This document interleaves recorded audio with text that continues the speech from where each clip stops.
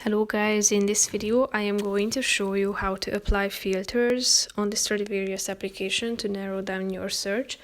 But first I just want to mention, don't forget to subscribe to my channel, because at 10,000 subscribers I am going to show you my whole YouTube revenue statistics and growth strategy, how to make money online. So let's jump into it. First of all, open the application on your phone.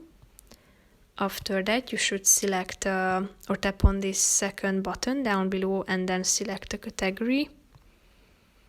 After that, you should wait till it's loaded in and then click on this filter icon in the upper right corner of the screen. Then you can sort it by either price from low to high or high to low.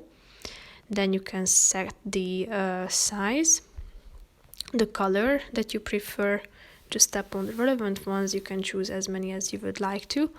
Then you can set the price range to on this slide, and then the special length.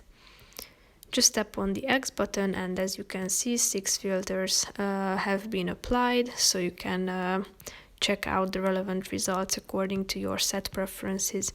So that's pretty much it for this video, guys. See you in the next one. Bye bye.